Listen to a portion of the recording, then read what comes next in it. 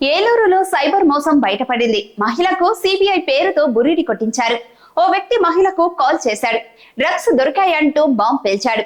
ఆమె నమ్మకపోవడంతో video call చేసి మరీ నమ్మించే ప్రయత్నం చేశారు. కేసు నమోదయ్యిందని ఆమె వాట్సాప్ కు కొన్ని పత్రాలు పంపాడు. కేసు నుంచి బయటపడాలంటే కొంత సొమ్ము కట్టాలని బెదిరించాడు. దాంతో ఆమె అతడు చెప్పిన బ్యాంకు ఖాతాకు 25,60,500 రూపాయలు పంపారు. ఆ తర్వాత మోసపోయినట్లు గుర్తించి పోలీసులకు ఫిర్యాదు చేశారు. నగరంలోని విద్యానగర్ లో మహిళ నివాసం ఉంటుంది.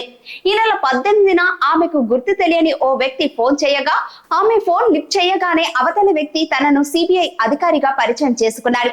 ముంబై నుంచి కాల్ చేస్తున్నానని, మీ పేరిట కొరియర్ వచ్చింది, అందులో పాస్పోర్ట్, పాన్ కార్డ్, క్రెడిట్ కార్డులు, డ్రగ్స్ ఉన్నాయని చెప్పాడు. డ్రగ్స్ ఉన్నందుకు కేసు నమోదు చేశామని చెప్పగా ఆమె నమ్మలేదు.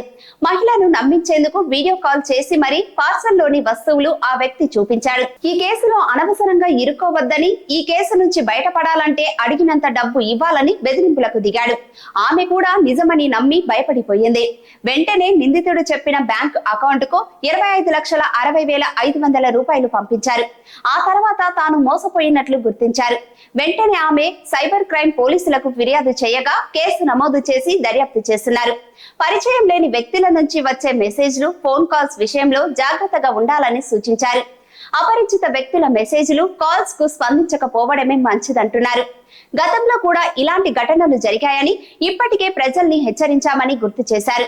బ్యాంక్, సిబిఐ, సిఐడి లేదా ఇతర అధికారులమంటూ ఫోన్లు వస్తే వెంటనే తమను సంప్రదించాలని పోలీసులు సూచించారు.